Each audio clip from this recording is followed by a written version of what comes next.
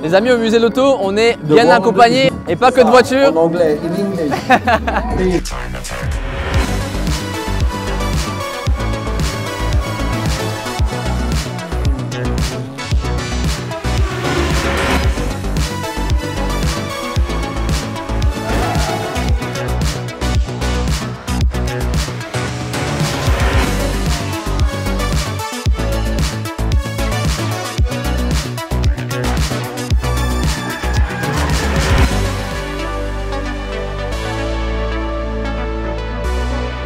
Salut à tous les amis, j'espère que vous allez bien. Bienvenue sur la chaîne CA Sport. On est aujourd'hui en Alsace.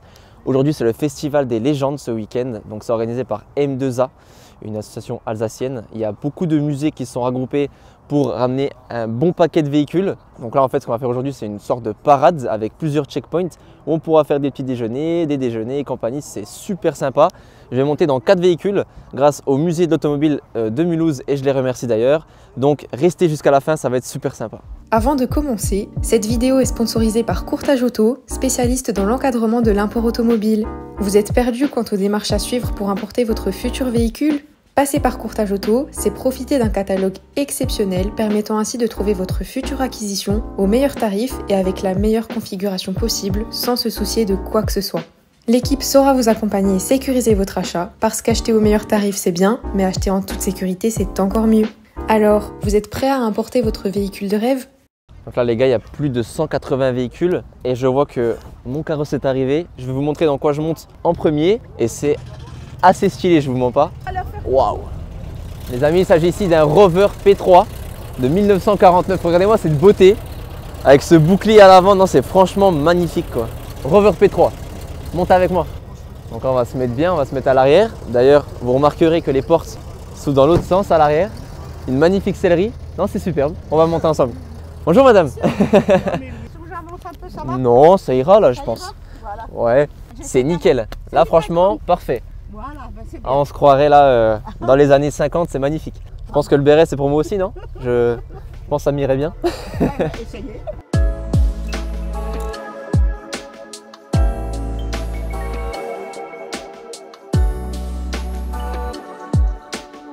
Eh ben, il y a du monde hein, qui nous attendent là, qui nous filme. Ouvrez les vitres, les gars, comme ça vous faites. Eh ben, on ouvre les vitres. D'ailleurs, j'ai appris qu'en Angleterre, il pleuvait 2 fois dans l'année. Ah non, je la savais pas. Une fois 6 mois et une fois 4 mois. Donc quand il pleuvait, on pouvait quand même entrouvrir la fenêtre et ça dérangeait pas. Ma femme me dit souvent quand parfois je suis un peu moins bien disposé à répondre, elle me dit va donc voir tes maîtresses. Hein. Alors moi j'ai donc quelques maîtresses et elles habitent tous chez moi dans la cave ou au garage. Hein. Ah d'accord. Et c'est ma femme qui me donne les moyens d'entretenir mes maîtresses. Hein. Donc vous faites tout l'entretien mécanique Sur cette voiture j'ai tout fait sauf la sellerie et la carrosserie. Et des voitures de collection, vous en avez combien à peu près? J'en ai 5, oui, 5. Oui, 5, parce qu'on en a récemment lâché, on en a 5, oui. Alors j'ai les 2 voitures mythiques françaises.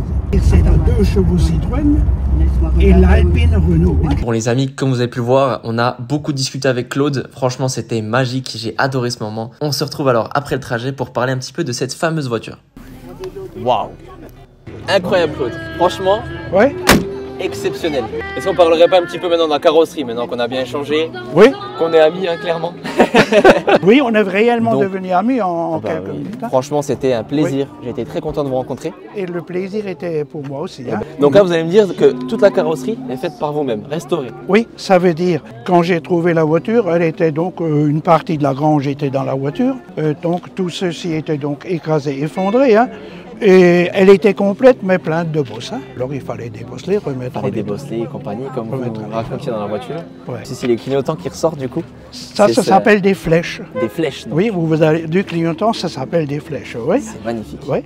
Mais en même temps, sur la voiture, il y a des clignotants que j'ai mis pour la sécurité, vous voyez. Hein. Et je vous dis, l'équipement pneumatique que vous remarquez flanc blanc, c'est les pneus les mêmes qui ont été montés en 1949. Ah, c'est commandé aux USA et livré donc ici. Hein. Waouh, d'accord. Voilà, donc la voiture est équipée de pneus comme en 1949. Elle est classe en tout cas, comme vous, tout comme vous êtes classe aussi. Ça va avec la voiture? Merci. Franchement. Et ce que je remarque directement, c'est ce bouchon de radiateur là, on dirait un sort de viking. Vous voyez, vous avez l'emblème Rover là. Vous voyez la tête du viking. Rover veut dire rameur. Ah d'accord. Mais oui, et regarde, ça c'est le drakkar des vikings. Et Bateau. voilà, vous avez le viking comme Magnifique. On voit des plaques aussi. Et dessus. voilà les plaques des trucs que j'ai gagnés, ça veut dire où j'ai fait des premiers prix. Hein. Exactement. Beaucoup c'est en ça. Allemagne. Ça c'est donc au musée de l'auto à Mulhouse, mais vous avez tout sur la petite fiche que je vous ai donnée. Exactement. Voilà. Mais en tout cas, Mhm. elle est magnifique, vraiment sublime. Je suis très content d'avoir fait ce petit tour avec vous. C'était très marrant en plus. Franchement, vous êtes quelqu'un de super. Eh ben, pour moi, le plaisir, c'est d'échanger avec les jeunes, et spécifiquement dans le domaine automobile. Hein. Ne me faites jamais parler d'automobile, je serai intarissable, j'arrête pas. Hein. En tout cas, je vous remercie beaucoup pour ce petit tour. Je vous remercie pour ces précisions sur l'automobile et pour ces anecdotes. Franchement, c'était super. Et je vous remercie à vous, votre compagnie était très agréable. Bonne continuation, bonne santé, C'est et que très tous gentil. vos projets se réalisent. Hein. C'est adorable. Bonne journée, on se Bonne croise journée. On peut-être se encore, recroisera hein. sûrement, bien sûr. Donc là, ce qu'on voit ici, c'est des plaquettes de tout ce qu'il a remporté. Ça peut être des courses parce que, faut le souligner, Claude ne l'a pas dit, mais il a fabriqué des voitures de course, il les a conduites et il les a ramenées à la victoire. Et franchement, quand il m'a dit ça, respect. On a fait une superbe rencontre et là, on va se diriger en direction de la deuxième voiture, le deuxième carrosse qui va m'emmener à un deuxième checkpoint. Ça va être super bien. Donc là, on va passer dans ce fabuleux couloir. On peut voir un petit peu ce qu'on peut y voir justement. Il y a de la Lotus, il y a des Citroën, il y a des 2 chevaux, il y a des DS, il y a même de l'Alfa Romeo, pourquoi pas. Et là, on va en direction d'André. On va en direction d'une 170S Mercedes d'après-guerre avec une couleur bordeaux qui est sublime. Il nous attend au carrosse.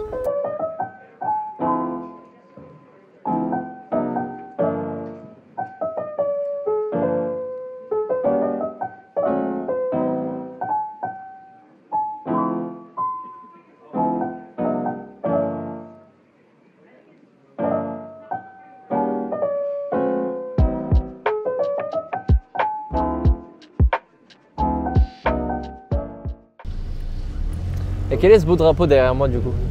Ah bah c'est le drapeau alsacien, hein. Ah, c'est le drapeau alsacien. C'est le drapeau D'accord. alsacien, voilà. C'est luxueux, c'est prestigieux. Là aussi, hein, forcément, on n'a pas de ceinture. Ah oui, là il n'y a pas de ceinture. Forcément, ah oui, Ouais. c'est ça. On a de beaux paysages en Alsace aussi, là, comme ça. Oui, oui. On a de beaux paysages. Et là on a un petit château, Ah, il est très joli, bizarrement. Hein. Et du coup, racontez-moi un petit peu, c'est quoi votre histoire là, avec ce véhicule Alors moi j'avais d'abord une Berlier de 1925 en torpedo, et comme j'ai de gros problèmes avec mes cervicales, les épaules, c'était déconseillé de rouler avec une décapotable. Avec les épaules, c'était difficile de tourner le volant aussi. Il a fallu que je me sépare de cette voiture, hein, et ensuite chercher quelque chose qui est fermé, et je suis tombé sur celle-ci. Vous n'avez rien eu à faire niveau restauration? J'ai encore fait certaines choses, mais bon, j'ai rajouté un ventilateur sur le radiateur avant, puisqu'elle chauffe beaucoup. Hein. Et ce que je voulais, c'est vraiment avoir une voiture encore avec les phares séparés à l'avant, qui ne sont pas encore intégrés dans les ailes, puisque 2 ans après, ils ont sorti la 220, où les phares avant sont donc intégrés dans l'aile. Moi, je trouve ça... elle est moins beau, quoi. Ouais, que moins ça. beau, ok, je vois. Voilà, C'est vrai qu'il voilà. y a une différence quand même. C'était quoi ce bruit? C'était le klaxon ou C'est le klaxon, oui, Ah, mais d'accord. qui merde un petit peu, puisqu'il devrait faire un bruit beaucoup plus grave. Mais bon, il y a un petit problème. Ah bah là, on rentre à la maison, on sait ce qu'on a à faire quoi. Voilà, exactement, oui, oui. Et là, comparé à celle dans laquelle on était tout à l'heure, comparé au Rover, on n'a pas du tout, on a des sièges, bon c'est des canapés. C'est des canapés, on est vraiment confortable. Et on a des finitions aussi assez prestigieuses, hein. On a de l'argent, tout ça. Du bois verni, on a franchement pas mal d'options. C'est franchement bien.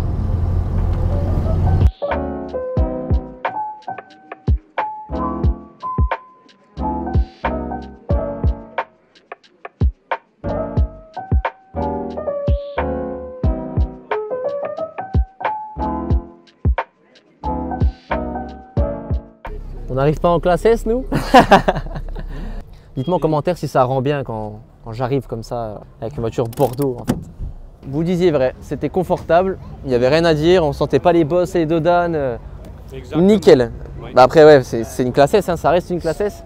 Ça reste une classe. Prenez-en soin Et à une prochaine, hein, sûrement. Et puis à une prochaine, oui. Merci. À une prochaine, merci beaucoup. Bonne journée encore. C'est très gentil à vous, c'est gentil. Vous êtes monsieur? Petite remise en contexte. Après notre débrief avec André, on a fait la rencontre d'un vrai passionné d'anciennes Mini. On a même eu l'opportunité de découvrir la sienne. Je vous montre? Allez, c'est parti, regardez ça. Waouh! D'origine. Toi d'origine. Tout correspond. Je peux monter dedans? Ouais, il n'y a pas de problème. Pour voir comme c'est un petit peu. On pense toujours qu'on n'a pas de place dans les mini. Ouais, c'est vrai. Il y a beaucoup de place. C'est ce que je pensais. Et en plus, Sur la voiture ça comme c'est les MK1, MK2 qui ont les vitres coulissantes C'est ça. avec les charnières extérieures. Voilà. Ah, c'est magnifique. Ouais. Très bel état, franchement. Magnifique. Et tout est d'origine. Je peux vous montrer le moteur si vous Ah voulez. bah avec plaisir. Avec plaisir, j'aimerais bien voir. Waouh! Moteur Cooper S quoi. Ah, c'est magnifique, franchement, c'est très joli. Et vous l'avez depuis combien de temps celle-ci? Il y a 3 ans. Ah bon, ok. Ouais. Et ce magnifique uniforme, il a une histoire aussi. Ben, Ça va avec les mini quoi. oui. Ah bah Je fais que des parfait mini. pour l'événement, le béret, la moustache, nickel. J'en ai 6. 6 mini? 6 mini. Ah ouais, quand même. Ouais. 66, une 68, une 69, 77, Ok. une 98. Ouais. Et en plus, j'ai une Schmidt qui est une dérivée de Mini Oui. qui a été fait à Guebwiller dans le temps. Ah bah dans le coin en plus. Ouais. Bah magnifique, félicitations Ouais. à vous en tout cas. Et merci d'avoir montré un peu ce Merci. véhicule. Voilà. Très gentil à vous. Là on est juste derrière les gars, c'est le club Mustang du coin on va dire. Mais là on voit déjà deux Shelby de deux générations différentes qui sont très brutales. J'adore la config un peu sombre. Et après tout le long ben, c'est des 5.0. Hein. Il n'y a pas d'EcoBoost ici j'ai l'impression. On dirait qu'ici il n'y a que des durs à cuire, des vénères. Et Mustang, bon voilà, les voitures américaines, c'est connu aussi pour avoir beaucoup de couleurs. On en voit des jaunes, des vertes, des bleus, des pas mûrs, et des vertes et des pas mûres. Des blanches, des oranges. Non, c'est vraiment beau. Il y a la mienne qui est juste ici, mais j'ai laissé faire un tour à un pote. Il y a une grande Chevrolet Impala juste ici, ça c'est une SS. Super sport, elle est vraiment belle.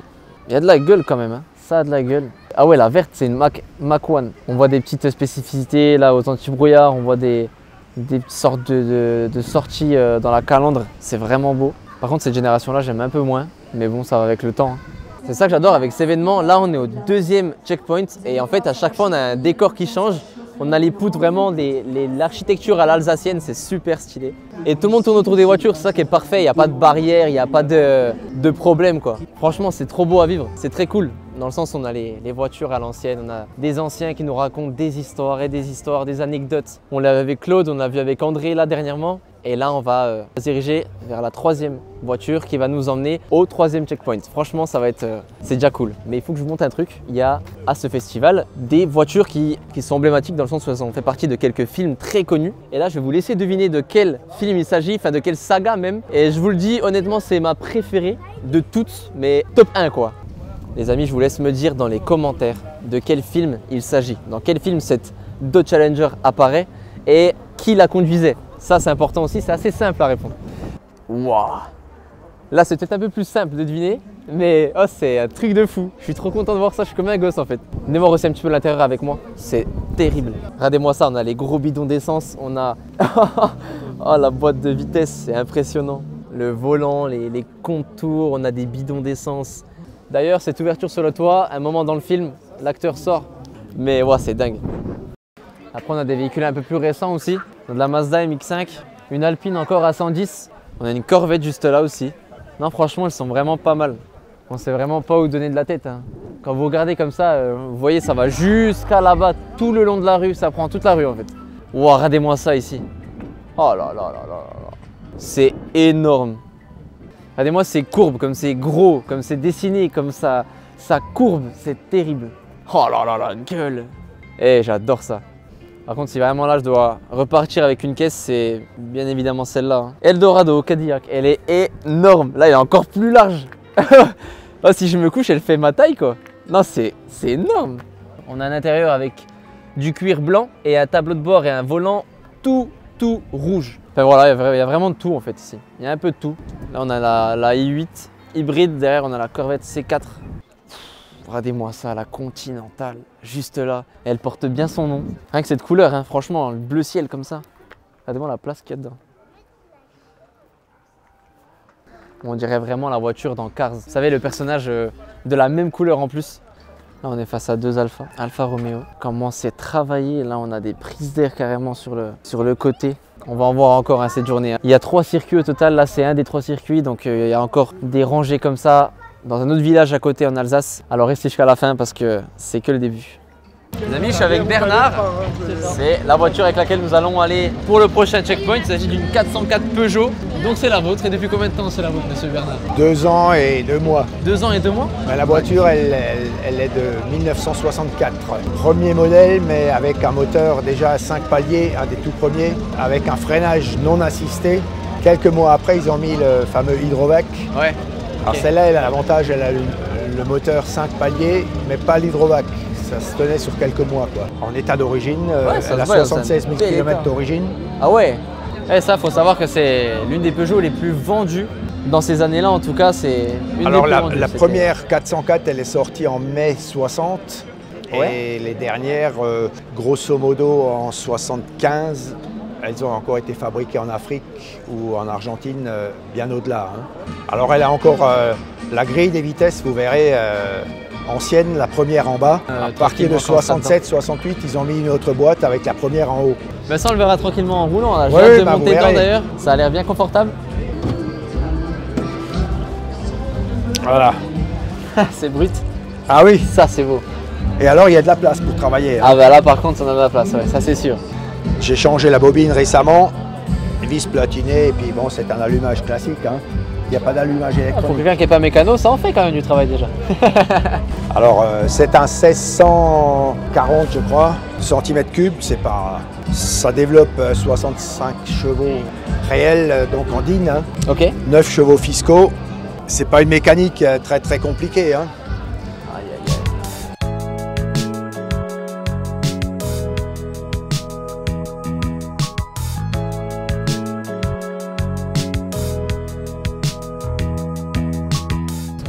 C'est une voiture de jeune, quoi, si je peux me permettre. Une voiture de jeune, ça. Elle a 60 ans. 60 ans 60 seulement ans. Ah, ça va. Il faut dire que quand j'avais 10-15 ans, je rêvais de ce genre de voiture. Et quand j'avais le permis, évidemment aussi, mais c'était beaucoup trop cher pour mon budget, quoi. Vous avez vu comment on est bien, hein? Ah, on est vraiment bien. Ouais, j'ai pris l'habitude de mettre ma ceinture, mais c'est vrai que là. Ah, ça c'est un petit peu le réflexe c'est le réflexe qui trompe au début. À l'époque, il n'y avait pas d'obligation de ceinture. À partir de 66, quelque chose, ils mettaient des points d'ancrage. Mais il n'y avait pas encore de ceinture. Et à partir de 68, il y avait les ceintures obligatoires à l'avant, hein, je précise. Si vous ne le savez pas, le 90, c'était à la place du A aujourd'hui. Hein. Ah, ok. Ah oui. D'accord. Quand on avait le permis, il fallait mettre pendant un an le 90. On était limité à 90. Dans la vieille rue, Mais on dit souvent que la 3e c'est la meilleure, et là, franchement, la 404, elle m'a séduite. ça m'a fait content.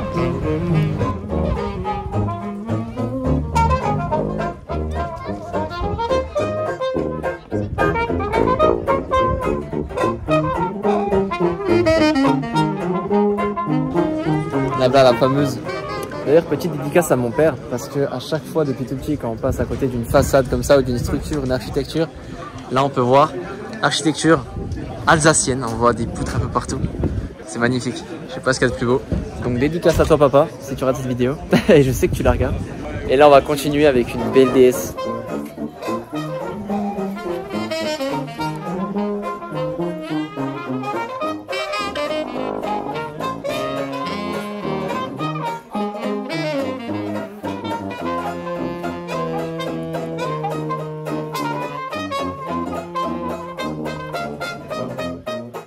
Et les amis, pour ce dernier trajet, on est avec Jean-Marie, avec cette icône de l'automobile qui est magnifique, la DS, c'est la 20 ici, c'est bien ça. C'est la 20. Elle est très jolie, avec ce beige, c'est vraiment élégant, oh, avec des lignes aérodynamiques, là c'est avant-gardiste hein, de l'époque. Qu'est-ce qu'on peut dire de plus sur cette voiture? Alors l'histoire, c'est une voiture qui est sortie en 1955, les premières hein, bien entendu, hein, pour remplacer la traction. C'était un pas énorme entre la traction et cette voiture qui était totalement hydraulique. Celle-ci est de 1974, elle a donc 50 ans exactement. C'est les dernières années de sortie de la DS. Celle-ci c'est une DS20, c'est-à-dire qu'il y a la 19, 20, 21, 23, c'est fonction de la cylindrée en fait. D'accord, ok. Et donc de la puissance. La 19 c'est 1900 cm3, la 20 2000. Plus le chiffre est grand, plus la voiture est puissante. Mais ça n'a rien à voir avec la finition, puisque dans chaque puissance, il y a des niveaux de finition différents. Celle-ci, c'est la Palace, donc de 1974. Et la Palace, c'était la finition la plus luxueuse à l'époque, voilà, plus confortable. C'est une voiture que j'ai achetée d'occasion, il y a 4 ans, tout simplement parce que quand j'étais jeune, j'en ai eu 2, et puis j'avais un peu la nostalgie, donc j'ai racheté une DS, voilà, une DS20, qui était dans cet état, c'est-à-dire que moi je n'y ai pas touché, du point de vue extérieur, des points de vue extérieur et intérieur.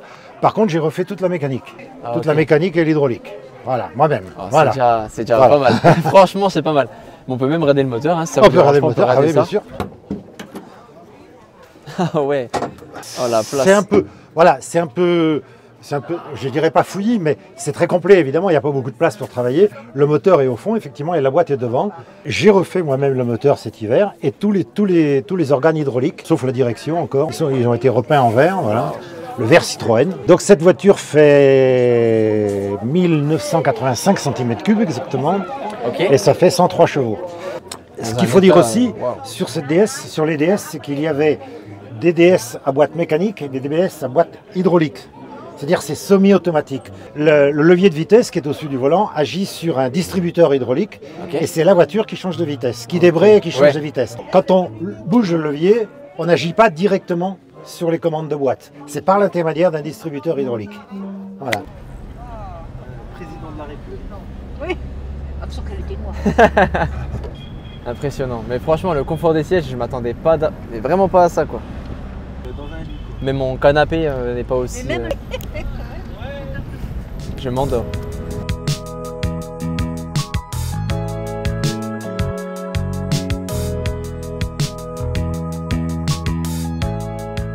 Les amis, il y a un monde de fou, on est en plein milieu de la parade et franchement il y a du monde de tous les côtés, c'est énorme. Juste derrière moi on a la voiture de Jurassic Park. Bon, il me semble que c'est une réplique mais je suis pas sûr. En tout cas, elle est trop bien faite, même l'intérieur et tout, il y a des talkie-walkie et tout, non c'est incroyable. Et on continue ici parce que voilà, on voit juste autour de moi, juste après la parade, ils ont ouvert toutes les barrières, l'autodrome est devenu clairement un rassemblement énorme et ça rassemble pas mal de véhicules. Les amis, j'espère que vous m'entendez parce que là, je suis à côté de la voiture de Ghostbusters. La réplique est folle, franchement c'est trop stylé. Regardez, vous avez même le monstre juste là, le petit fantôme, c'est super bien fait. Il y a vraiment trop de voitures, c'est trop stylé. Mais j'adore me promener là, franchement c'est super beau. Avant de vous laisser les amis, ils sont en train de faire gagner un baptême en Bugatti Veyron et ils l'ont trouvé.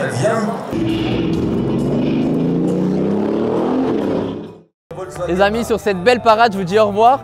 Là, ils font un peu passer les véhicules d'exception en décrivant ce que c'est. Il y a des coucous, c'est franchement super. Vous, j'espère que ça vous aura plu. On aura fait pas mal de trajets avec des véhicules d'exception. Franchement, j'ai kiffé. Il y a eu des histoires, des anecdotes, des personnes un peu plus âgées. J'ai adoré. Je vous invite à liker cette vidéo en tout cas et on se retrouve très vite.